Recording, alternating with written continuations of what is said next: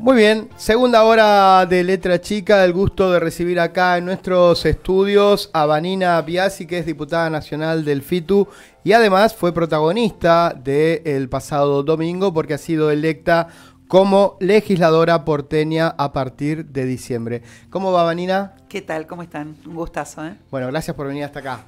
¿Vivís lejos de acá de Urquiza? Yo vivo así, en la zona sur, siempre de Capital, vivo en Boedo al sur.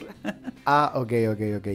Bueno, vamos por el tema del domingo también, ¿no? Porque hay muchas sensaciones para charlar y demás. El lunes te pusimos en el semáforo verde y decían, ¿cómo en el semáforo verde? Y sí, con la cantidad de fuerzas que buscaban lo que vos lograste, claro, que es la representación, y no pudieron, claramente la izquierda a lo mejor esperaba un numerito más, pero bueno, lograste una banca, ¿no? Obvio, logramos eso, fue importante en el marco de lo que estás señalando, ¿no? Es la primera vez, que yo recuerdo, es la primera vez en la historia de las elecciones de la ciudad que se presentan tantas listas, incluso en las PASO, cuando fueron las PASO anteriores, llegó a haber como máximo presentación de 11 listas. Y esta vez fueron 17. Exactamente, entonces ese es un factor importante, que fue la atomización completa en diferentes listas de toda esta elección, con la ruptura tanto de Juntos por el Cambio como de lo que era Unión por la Patria.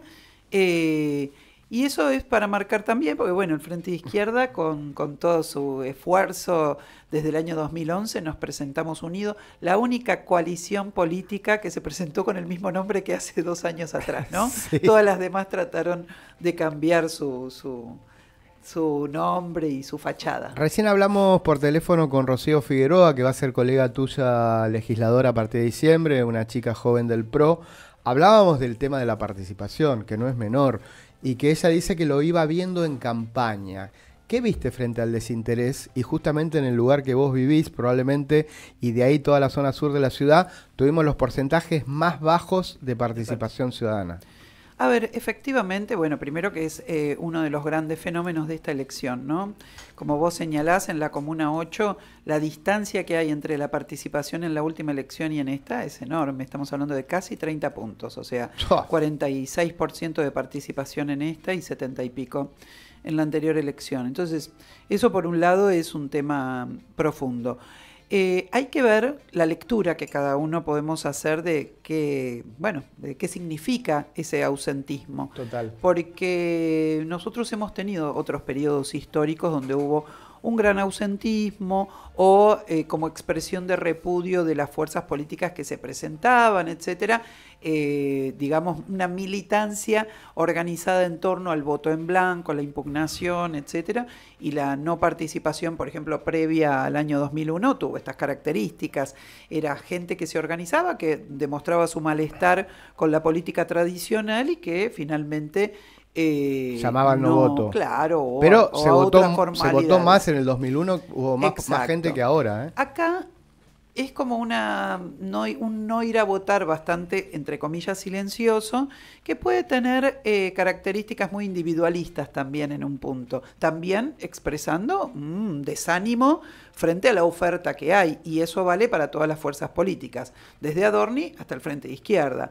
Entonces, me parece, en el caso de Adorni es más pesado que para el Frente de Izquierda, porque es obvio que Adorni tiene una exposición y un reconocimiento público que es muchísimo mayor al mío, por ejemplo, ¿no? Quiero decir, yo soy todavía en parte una desconocida para buena parte del electorado de la ciudad de Buenos Aires. Creo que fue Surban Córdoba o otra encuestadora que hizo una encuesta y, qué sé yo, en el caso de Adorni, obviamente lo conocía todo el mundo, en mi caso había un 38% de gente que no me conocía. Eso es una tarea política que tenemos por delante para poder instalarse mucho más. Pero efectivamente fue un fenómeno. Si es individualista, desde el Frente de Izquierda vamos a tratar de que sea un fenómeno que se convierta en un rechazo a los partidos tradicionales, pero colectivo, organizándose y trabajando para intervenir. Y después, si es un fenómeno de desprecio, digamos, hacia la vida democrática tal cual la conocimos hasta ahora, bueno, también ahí hay que tener cuidado, porque por un lado hay una razón cierta. La democracia en la Argentina, después de la dictadura militar terrible que tuvimos, en parte fracasó. si tenés hoy el 40 y pico por ciento de pobres, hay un fracaso como fruto, digamos, de cómo se ha desenvuelto esa democracia durante este tiempo. Entonces, también hay que tener mucho cuidado, porque creo que hay espacios políticos que quieren profundizar el fracaso de esa democracia, que buscan que prospere un régimen político diferente, y lo vimos en el día de ayer, ¿no? Apaleo a jubilados, decreto para prohibir el derecho a huelga, decreto para intervenir los sindicatos, resolución para, de alguna manera evitar que haya delegados en el Estado. Bueno, es muy brutal lo que está pasando. Exacto. Tal cual lo conocemos, y frente a la pérdida de derechos. Y a mí lo que más me alarma es la desinformación, probablemente de un gran sector de la gente, ¿no? Como que esas noticias tenés que estar muy ATR para darte cuenta que existen, si no pasan por ahí. Daer hace un rato dijo que no va a haber huelga general, ni paro, ni nada, solo un comunicado, porque piensa de que después le va mal, no logra el cometido de su paro, y entonces queda aún más desprestigiado, pero uno siente como que avanzan, y después lo otro, lo decía al principio del programa, no podemos normalizar la represión. No podemos dar por hecho de que todos los miércoles está bien que caguen a palos a la gente y a los jubilados que van, ¿no? Completamente. Todo lo que señalás es exactamente así. Un operativo aparte armado desde el propio tuit de la propia ministra de Seguridad, planteando un poco el discurso y la narrativa para poder hacer la puesta en escena de esa represión. Entonces, su primer tuit decía que tenían información de que iban a ir anarquistas. O sea, yo digo, todos nos conocemos en este país. Sí, demasiado. Los movimientos anarquistas que tienen cierta fuerza política en el mundo están en Francia, no en la Argentina. Realmente, los movimientos contrarios a la institucionalidad capitalista, etcétera. Bueno, qué sé yo, tienen mucho más presencia en América Latina, capaz un poco en Chile, quiero decir, en la Argentina no existe, ¿Pero digamos, qué eso. ¿Qué pasa a esa mujer con su perversión? No, bueno, es que efectivamente está absolutamente embebida de poder, y se dio cuenta de alguna manera a través del tiempo. Vos imaginate una persona que pasó por 7 organizaciones diferentes, desde ser montonera a ser de la Alianza, de ser la Alianza a ser del peronismo al macrismo, del macrismo a la Libertad Avanza, o sea, Coalición Cívica. De lo único que no es claro, coalición cívica, cierto. Lo único que no ha sido el Partido Obrero y el Frente de Izquierda, no. Podemos dar testimonio de que no. No, entonces, realmente creo que, que está puesto, o sea, se han envalentonado con el resultado, entienden que es ahora el momento en el cual avanzar para aprovechar que todavía no se ha desenvuelto el malestar popular hacia una organización en contra de su gobierno, y por eso vienen con la eliminación del derecho a huelga, con las medidas que toman por Tierra del Fuego. Creo que es una avanzada reaccionaria muy profunda, que tiene mucho, está muy emparentada con metodologías de funcionamiento de regímenes que se volvieron muy fascistas, y creo que esto es una realidad que tenemos que combatir frontalmente. Y perdóname, vos dijiste algo que es clave. Sí. Tenemos a un Daer hoy diciendo que no están dadas las condiciones para un paro o algo por el estilo, luego de que le sacó por decreto la eliminación del derecho a huelga. Claro, entonces está claro que el que se tiene que ir de acá, Milei por supuesto, pero el que se tiene que ir y al que tenemos que echar es a Daer. De nuestra CGT. Yo soy una trabajadora no docente desde hace 29 años, soy delegada, pago mi afiliación al sindicato desde hace muchísimos años, desde hace 29 años. Tengo a un secretario administrativa docente. Yo soy no docente de la Universidad de Buenos Aires. Perfecto. Estoy en el gremio APUBA, es un gremio de base de la CGT. Como afiliada a un gremio de base de la CGT, exijo que se vaya Daer. Claro. Como lo exigimos tantos laburantes que hoy marchamos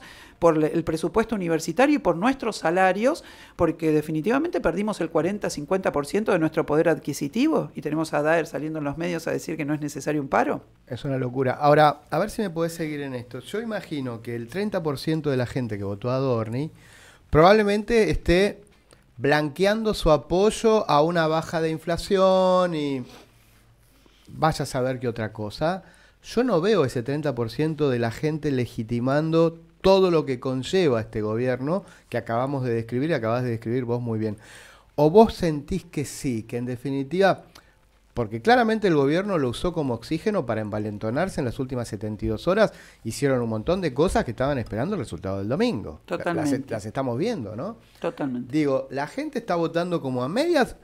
Es normal que el Milei presuma que le legitiman todo, porque bueno, me dieron el apoyo, me votaron.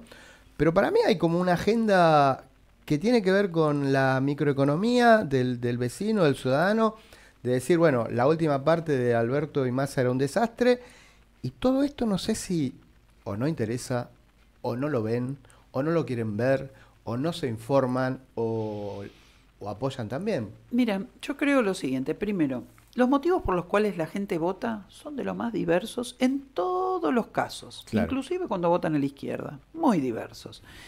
Y en este punto es muy difícil poder detectar exactamente el motivo por el que alguien vota a una fuerza política. Quiero decir, entonces uno vota porque está en contra del otro que no quería votar, el otro vota porque tiene convicciones sobre su programa.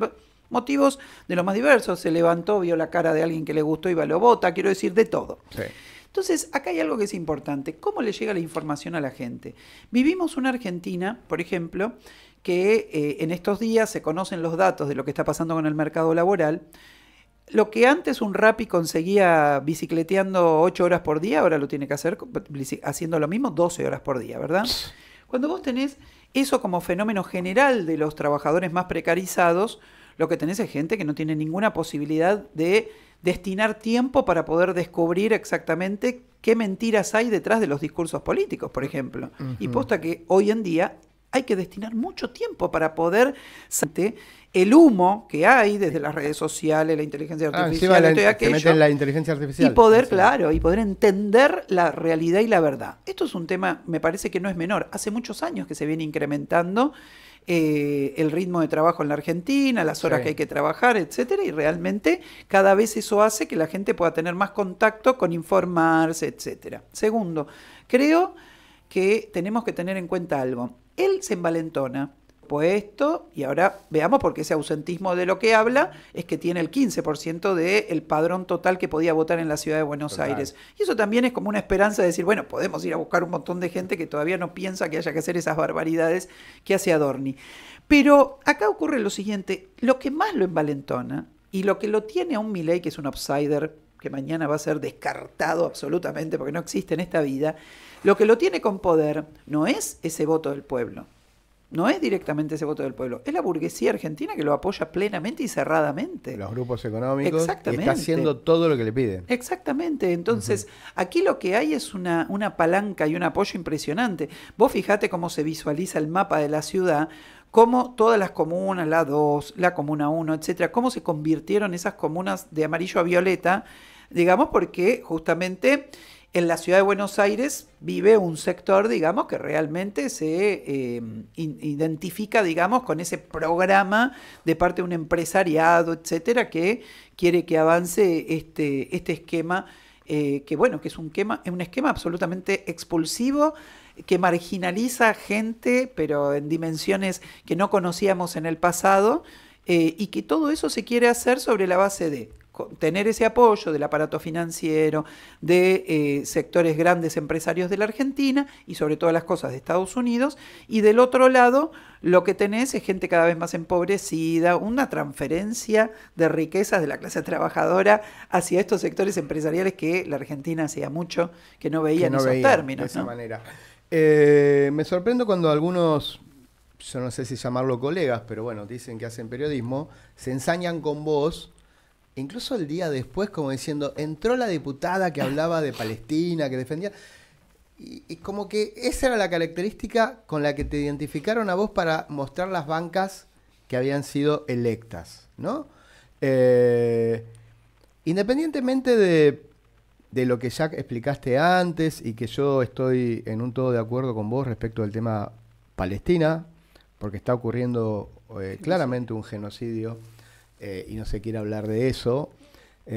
Hasta potencias de Europa están diciéndole a Israel, si no dejan pasar a La ayuda, la ayuda internacional, nosotros también vamos a retirar el apoyo, con lo cual están admitiendo que lo que está pasando hoy es muy complicado. Digo, pero ¿cómo tomás la anécdota en sí con la cual te visibilizan a vos, como con exclusividad, ¿no? Algunos medios que claramente son afines al gobierno. Es así. Mira, yo creo lo siguiente, sí, algunos afines al gobierno y otros que incluso no, que se identifican más con el macrismo, han llevado adelante esta campaña. Esta campaña tuvo, yo ahora estamos preparando como un especial al respecto del tema, porque esto tuvo un nivel de excepcionalidad muy grande, no pasó en el pasado en la Argentina. Esto fue orquestado desde la propia DAIA, que me eligieron, digamos, especialmente porque yo hice algo que hizo romper el relato que ellos tenían preparado para la Argentina, una Argentina que tiene una presencia de un sionismo ligado al gobierno del Likud en el Estado de Israel, que es muy grande, ¿no? Somos el tercer país de la diáspora del Estado de Israel, realmente es una presencia muy importante en nuestro país, me refiero al sionismo, ¿no? Entonces, acá ocurre algo, lo que ha ocurrido es de locos. Yo en un momento traté de no seguir esa agenda, de no mirarla, porque si no me absorbía absolutamente. Claro, porque aparte la agenda era la agenda de la ciudad. Claro, me obligaban a no hablar de la ciudad y tenía que ponerme a hablar de responderle a quiénes. A Johnny Viale, a Laje, a Novarecio, a Manu Jove, bueno, por supuesto a Romina Mangel. Entonces, Feynman.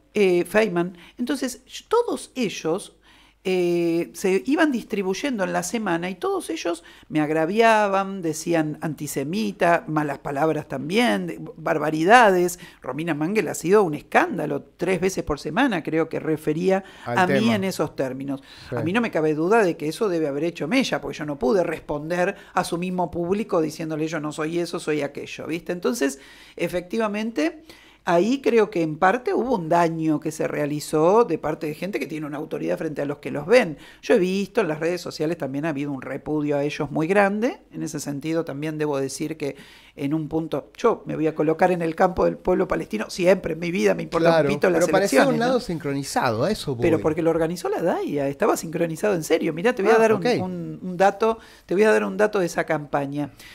Cuando a mí me procesan, primero, a mí me indagan en octubre del 2024 porque yo hice 2 tweets en noviembre del 2023 al respecto de lo que estaba ocurriendo en ese momento, que era el primer intercambio, el alto al fuego y el primer intercambio de rehenes. En ese momento, claro, Stornelli me abre la causa por 2 tweets. Entonces acá ocurre que acá está dañada mi libertad de expresión, la libertad de expresión en general está absolutamente dañada. Pero ocurre que cuando me indagan un año después, después de que me abre la causa Stornelli, Stornelli, ¿no? Sí. Resulta que el Código de Procesamiento Penal lo que dice es que a vos te indagan y en 10 días el juez tiene que resolver si te sobresee o te procesa. Okay. Nunca ocurrió eso. ¿Cuándo ocurrió? 5 meses después, cuando estábamos en medio de las elecciones. Entonces, vos imaginate cuando se supo que eras candidata. Exactamente. Lo de Rafecas es una fantochada completa. O sea, el hombre que tenía cierto renombre en la Argentina por tratar temas de genocidio justamente y haber llevado adelante algunas causas de lesa humanidad en la Argentina, elige, a cambio, digamos, de ser un perro faldero de la DAIA, hacer una aberración jurídica, violentar la libertad de expresión, sobre todo a una diputada nacional. Es muy grave lo que ha hecho. Entonces creo y entonces lo eligen a usar esto en medio de la campaña electoral y ahí comienza la campaña. Y sobre mi procesamiento, en una radio, un conductor se había expresado en contra. Y el que le sigue en la radio no se había expresado, pero había dicho que la DAIA era la peor institución de la Argentina, él es judío y conoce muy bien el paño. Resulta ser que, ¿sabés qué hicieron en Radio con Vos? Les pusieron en medio una falsa publicación que era de una revista que se llama Revista Quórum, ahora me enteré que es de una revista de la comunidad sionista, que entonces que agarró y pusieron una propaganda en el medio entre Jairo Stracha y Tenenbaum diciendo... bueno, Revista Quórum saca una nota de Romina Mangel analizando el fallo contra Vanina Biasi, que ser antisemita no sea no sé qué. Entonces, entre ellos, como no se habían pronunciado, le pusieron una publicidad de ese tipo para que su público también recibiera el mensaje de que yo soy antisemita. Entonces, la campaña fue brutal. A ver, por todos lados estaban muy atentos. Exactamente. Ahora, dicho esto, me enorgullece.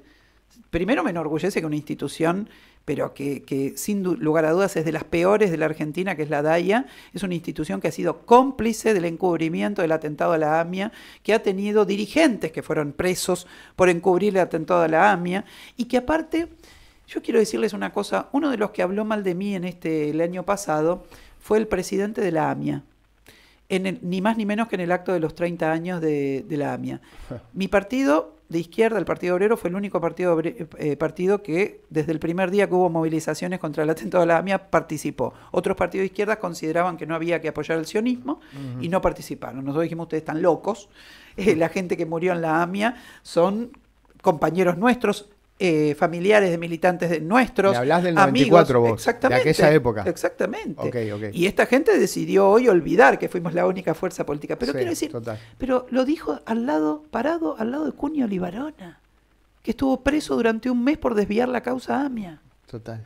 Participando de los 30 años de la AMIA. Sí, no se es un agravio a la memoria de la comunidad judía argentina. Bueno, imagino que eso redobló tu alegría, porque frente a semejante campaña hasta podría haber estado en duda la banca de la izquierda. Totalmente, ¿no? totalmente. Porque estabas vos muy visibilizada y quienes te visibilizaban a veces solo te visibilizaban por este tema. Exactamente. Porque es de lo que más se había hablado de vos. Pero quiero decirte, mira, yo concurrí al debate presidencial del 8 de octubre con un pin de la bandera palestina, porque sabía perfectamente lo que iba a pasar, porque yo no soy una improvisada en esto. Mi corriente política hace 30 años que fija posición, hace 60 años que fija posición sobre esto. Fue formada por gente que rompió con el sionismo y conformó una corriente trotskista. Quiero decir, no es ninguna improvisación. Sí. Y yo fui ese día, y creo que ese día rompí el relato, rompí la narrativa, por eso hay una encono especial contra mi persona. Y yo quiero decirte algo, desde ese día hasta hoy, yo en la calle lo único que he recibido son abrazos, apoyos, gente que vino a expresar su solidaridad conmigo, y eso lo agradezco mucho porque creo que el pueblo argentino defiende a Palestina y no quiere genocidios. Diputada, le hago la última. Dale. La imagino en la próxima legislatura denunciando alguna componenda en el medio del diálogo, porque el oficialismo va a tener que dialogar mucho para sacar las cosas. Exacto. Y Unión por la Patria va a tener 20 bancas y después va a haber microbancas y microbloques. Y vos sola mirándola junto creo que queda un diputado Quedamos, más, claro, ¿no? Queda en esta parte Andrea Datri y yo vamos a estar en mirando diciembre. Mirando todo desde afuera, ¿no? Como viendo cómo se rosquean las comisiones. Mira, es importante lo que decís. El resultado electoral lo que da también como fenómeno político es la absoluta parálisis del gobierno y la crisis monumental del gobierno de la ciudad. Ya no solamente con la próxima legislatura, sino con esta que está vigente. Sí. El pueblo, también para explicar el ausentismo, ¿no? El pueblo de la ciudad de Buenos Aires sabe que esta legislatura no le sirve para nada. Desde marzo que no funciona. Desde marzo que está paralizada. Esos diputados están cobrando 5,5 millones de pesos y no hacen y nada. Desde marzo no funciona la legislatura. Entonces, también para que nos expliquemos el ausentismo. Yo soy enfermera de la ciudad. Si yo fuera, miro la elección. ¿Para qué voy a elegir diputados si hace 8 años estoy luchando para el pase de la carrera profesional y no fueron capaces de votar una ley de esas características en una ciudad que tiene la plata para eso, ¿no? 2 preguntas finales. ¿La rotación existe dentro de los 4 mandatos de esta banca tuya? ¿Sí? ¿Cómo yo roto ahora en la Cámara de Diputados de la Nación. Sí. Porque ahí quedan 2 años. En la Cámara de Diputados de la Nación queda este mandato, es 2021, el que estoy cumpliendo yo, termina. Que es el que ingresamos con Breckman y yo, que iba como candidata. Ahora rota otra compañera de otro partido del Frente de Izquierda Socialista, y ya termina la banca 2021. Y en la legislatura de la ciudad funcionamos de la misma manera. Ganamos esta elección conmigo a la cabeza, pero yo dentro de 2 años y pico voy a rotar junto con todos los partidos del Frente de Izquierda que siempre rotamos. Pero ya va a asumir Luca. No, porque la rotación es por género. Ok. La rotación solo es por género. Entonces, si encabeza una mujer, rotan conmigo Celeste Fierro, Andrea Datri es del partido de Luca, que se queda para cubrir la parte, digamos, que Ok, le toca a ese sí, partido, claro. y también Mercedes No, te Temach. decía eso porque conozco un montón de gente que los votó y con la simpatía con Luca. O sea, Lógico, porque Lucas era la versión juvenil, digamos, de... bueno, va a tener que seguir esperando entonces. Sí. ¿Miriam va a ser candidata a diputada en octubre? Es muy posible que sí, digamos. Nosotros lo hemos charlado, todavía no cerramos el tema de la lista, pero seguramente encabezará ella Bien. el tramo de diputado nacional y después vamos a ver para senadores exactamente quién termina de encabezarlo, si es Cristian Castillo, vamos a ver ahí. Bueno, diputada, gracias. Muchas gracias a ustedes. Tema musical, por favor, y luego del mismo hablamos con Iván, nos cuenta todo el tema de Tierra del Fuego. Luciano Pereira, qué suerte tiene él, dale.